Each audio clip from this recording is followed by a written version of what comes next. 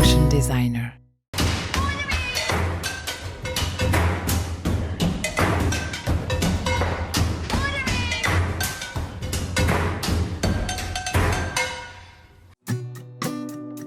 Philippe Limousin a été écuyer du Cadre Noir de Saumur pendant 42 ans. Patron des sauteurs, entraîneur, cavalier, éleveur, organisateur, formateur, le grand Philippe a occupé toutes les fonctions. C'est bien sûr à cheval que nous retrouvons ce passionnant personnage. Bonjour Philippe. Bonjour Marine. Bonjour Rock'n'Roll. Philippe, on est ici chez Jean Teler. Oui. Rock'n'Roll, cheval de dressage. Oui. C'est pas une contradiction pour vous d'avoir un cheval de dressage dans une écurie de complet? Il n'y a pas de dressage, il n'y a pas de complet, il n'y a pas de CSO, il n'y a que des chevaux et il faut les travailler pour les exploiter dans une des disciplines. Oui. Bon, lui, il fait le dressage actuellement, mais enfin, il aurait très bien pu être cheval de concours complet ou cheval de concours épique. Donc, voilà, c'est ça. Je crois qu'il a fait quelques concours en complet d'ailleurs. Oui, à 4 ans. Mais après, il faut bien... bon, il y a un âge pour tout faire, et puis ensuite... il faut bien choisir. Et puis comme il est doué pour le dressage, je trouve, il a beaucoup de puissance, il est sympa, il a de belles allures, et ben faisons du dressage. Alors Rock'n'Roll, c'est votre super cheval. Pour l'instant, vous continuez la compète avec, il commence le Grand Prix, je crois. Il a fait la première année au Grand Prix, il avait plutôt pas mal. Et mon fils voulait faire équipe avec moi pour le Grand National. Oui.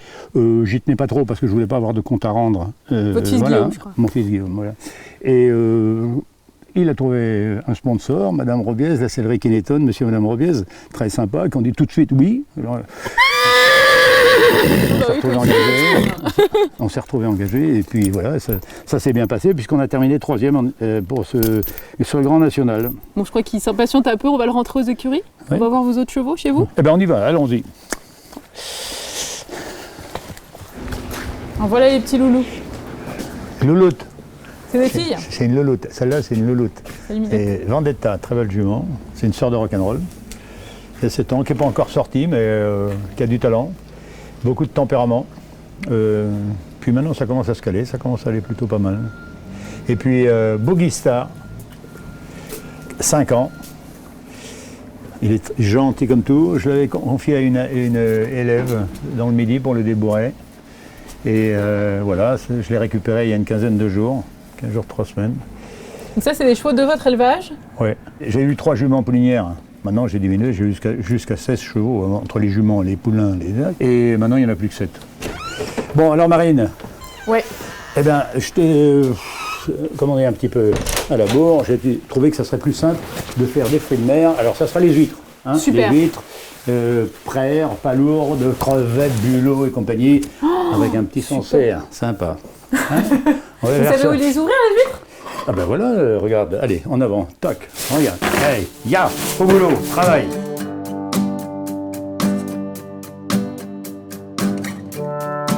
Alors ce sont des huîtres de Bretagne, cette fois-ci. J'ai trouvé ça, là, chez le poissonnier. Alors je te disais tout à l'heure, essaye de goûter les gilardots ou les papins. On sent le spécialiste quand même, hein. Mais chez les cavaliers, il y a beaucoup de spécialistes de fruits de mer. C'est vrai? C'est un peu le repas ici dans le coin? On mange beaucoup de fruits de mer? Bah chez Jean, ça nous arrive le soir de prendre une petite douzaine d'huîtres ou comme ça, et puis un petit vin de blanc. C'est sympa. Philippe, on va pas revenir sur toute votre carrière, parce que ça fait un petit moment maintenant que vous êtes dans le milieu de l'équitation, puis vous avez fait plein de choses, vous avez été cavalier, vous avez géré les sauteurs à Saumur, vous avez été entraîneur, vous continuez à entraîner pas mal de cavaliers. Et finalement, dans toutes ces activités, laquelle vous a le plus plu? Je pense pas qu'il y en ait une plus que l'autre. Pour moi, c'est dresser un cheval, l'amener à son meilleur niveau, en fonction de son physique, essayer de trouver là où il est bon, là où il va pouvoir le mieux s'exprimer. Non, les sauteurs, ça m'a aidé à comprendre beaucoup de choses, l'équilibre, le rassembler, le piaffe, le pouvoir utiliser des chevaux et les présenter en spectacle, et en spectacle internationaux, au cas, avec des chevaux qui, en compétition classique dans les disciplines olympiques, n'auraient jamais participé. Parce qu'ils n'avaient pas assez d'allure, parce qu'ils ne sautaient pas assez haut, parce qu'ils n'étaient pas assez francs à l'obstacle, pour quelle que soit la raison. Tout le monde peut danser, mais tout le monde ne peut pas danseur étoile. Je le dis tout le temps, ça, mais c'est vrai. C'est-à-dire qu'un cheval, il faut le prendre en fonction de son physique, son tempérament, et essayer de le dresser, entre guillemets, de le préparer pour la discipline. Et si c'est pour le spectacle, pourquoi pas pour faire du spectacle, comme Alizé, par exemple. Là où le cheval est bon, il faut le préparer pour faire ça. Mais alors du coup, c'est quoi? Qu'est-ce qui vous a le plus plu? C'est travailler avec les chevaux ou travailler avec les hommes? Les deux. Parce que quand vous voulez enseigner quelque chose à un bipède, eh ben, il faut d'abord dresser le quadrupède et après lui donner au bipède. Et quand vous leur donnez un cheval qui sait faire, c'est plus facile de leur transmettre. Parce que le vrai maître, c'est le cheval. Moi, j'adore dresser les chevaux, mais j'aime bien aussi faire sentir, développer la sensibilité des élèves. C'est-à-dire, le cheval, c'est pas un robot, et l'élève non plus. C'est une question de sensibilité, puis de trouver là où le cheval est bon, quoi. Alors, je suis navrée de vous le rappeler, Philippe, mais je crois qu'en 2017, vous allez avoir 69, c'est ça? Je me trompe pas? 69, et vous continuez à faire de la compétition. Quand on aime, on a toujours 20 ans. Oh yeah. Mais voilà, ça continue à vous animer aussi, la compétition. Oui. En fait, dans cette carrière, ce que je note, c'est que Saumur, c'est devenu un peu la maison, quoi. Le NE. Ma maison? Oui. Ah oui, un peu. Cette maison où vous avez fait tellement de choses, les sauteurs. Oui, j'ai des... Oh, je sens que vous riez, vous savez déjà ce que j'allais vous demander. Finalement, vous avez presque tout fait, sauf le job, le dernier, l'ultime, celui d'écuyer en chef. Pourquoi? Alors vous allez mettre de l'eau dans le gaz. Pourquoi Je suis là pour ça. Alors il y en a certains qui me disaient oui, pourquoi pas, c'est toi qui devrais être écuyer en chef, oui. Mais... Vous avez postulé? Oui. Est-ce que c'est un regret? Vous avez des sources... Ah non, c'est pas un regret. C'est pas un regret de ne pas avoir été écuyer en chef? Non. Écuyer en chef, c'est avoir des responsabilités, c'est des postes difficiles. Mais c'est vrai que j'ai postulé à un moment. Mais vis-à-vis de certains grands maîtres et grands écuyers pour lesquels j'avais beaucoup d'admiration, comme par exemple, qui vient de partir, le général Durand, qui était mon écuyer en chef. Ça a été un compétiteur, il n'est peut-être jamais monté sur les sauteurs, mais il a ouvert, il a élargi, il a modernisé, il nous a permis d'aller... voilà. Par rapport à ces grands écuyers, évidemment, moi je me dis, ils ont une culture, une qualité d'écriture, une connaissance de l'équitation, c'est impressionnant. Mais vous étiez au niveau. Peut-être pas de ce côté-là. Ma connaissance, vous l'avez dit, je suis passé partout à l'école. J'étais chef de cour, j'étais cavalier, je suis monté au sauteur, j'ai dressé les sauteurs, j'ai fait ceci, j'ai fait cela, j'ai entraîné. Voilà, c'est sur le terrain. Après, j'ai pas fait d'études supérieures. Et ces gens-là m'ont toujours impressionné. Il faut des gars de qualité. Bon, toujours est-il que l'écuyer en chef qui était en vue, alors ça m'a révolté, et j'ai dit, je postule. Je postule parce que j'avais un projet. Je voulais pas être chef pour être chef. J'avais un projet pour le cadre noir. Alors, comment est-ce que vous voyez l'avenir de cette institution? L'avenir, c'est pareil, l'IFCE, et revenir. Et moi, je reviens pas à... Qu'est-ce que je reviens? Je trouve... C'est sympa comme question, parce que si ça passe, c'est ça qui doit se faire bientôt, quoi. C'est maintenant. Remettre le cadre noir, c'est-à-dire, vous êtes écuyer du cadre noir. Qu'est-ce que ça veut dire? Qu'est-ce qu'on attend du cadre noir? Et parce que le cadre noir a un certain niveau, et il y en a des cavaliers qui montent bien à un niveau, hein, aussi bien en complet qu'en dressage, et même en CSO. Mais CSO, ils n'auront jamais les chevaux pour aller aux Jeux Olympiques. Donc, dans les deux catégories, on a des écuyers de talent. Hein. J'en ai dans mes ex-collègues, mais ils sont toujours mes collègues, parce que quand on a été en noir pendant 42 ans, ils m'ont dit l'autre jour, Ours, toi, t'es cadre noir à vie. Quelque part, c'est vrai, quoi. Alors, le cadre noir, et le cadre noir fait école. C'est-à-dire que pour moi, on n'aurait jamais dû appeler École nationale d'équitation. C'est pas parce qu'on dépend du ministère de la Jeunesse et Sport et que c'est l'école. Ah oui, non, cadre noir. Et le cadre noir fait école. Et quelle école? Moi, je suis pour des formations toutes les écuries du Gard dans l'Or doivent enseigner. Mais enseigner sur des vrais métiers.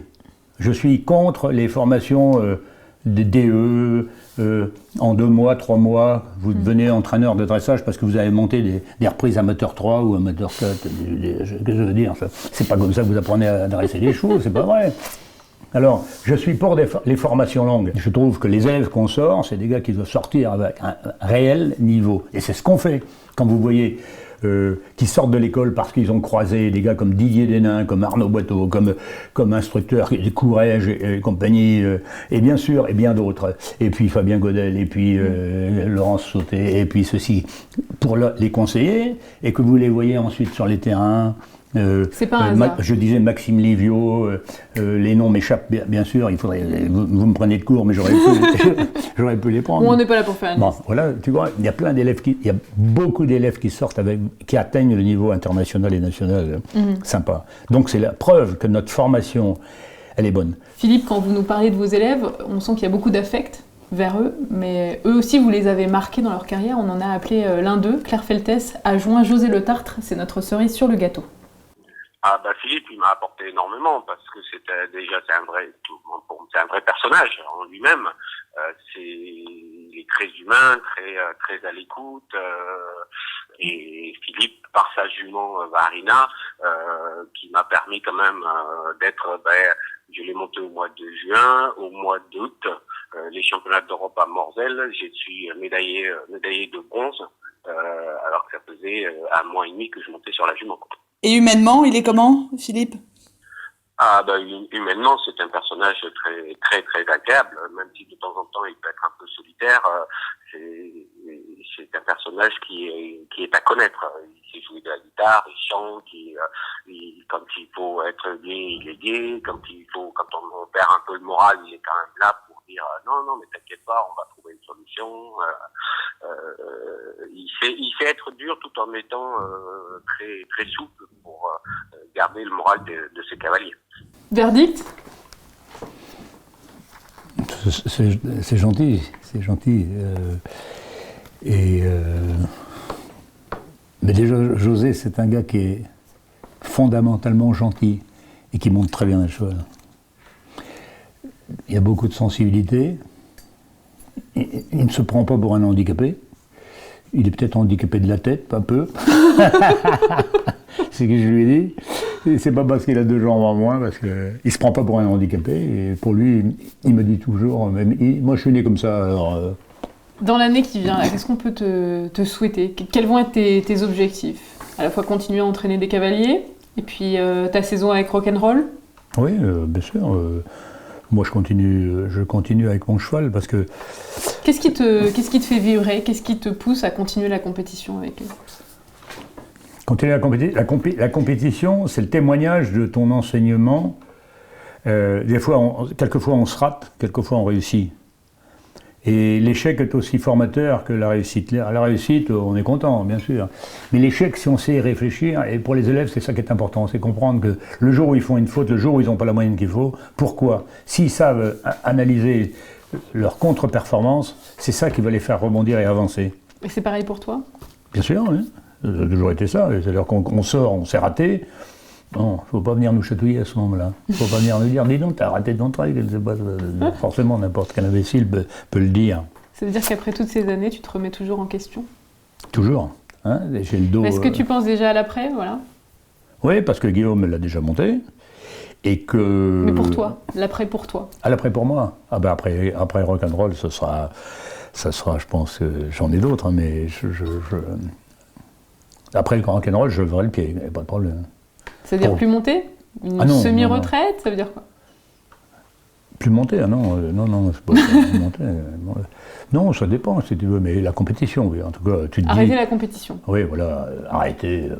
C'est évident, on ne va pas voir Pépé arriver, bancal, monter à cheval. Mais tant que le Pépé n'est pas trop bancal et puis qu'il a des performances qui vont à peu près, tu te dis, pourquoi pas le faire? Et puis, bon, on ne sait jamais. Mais... tout le monde pourrait te dire, mais pourquoi tu continues? J'aime ça. Philippe, on le sent, t'es pas prêt de prendre ta retraite tout de suite. Merci beaucoup en tout cas de nous avoir reçus chez toi. À bientôt. C'est moi qui vous remercie. À la semaine prochaine.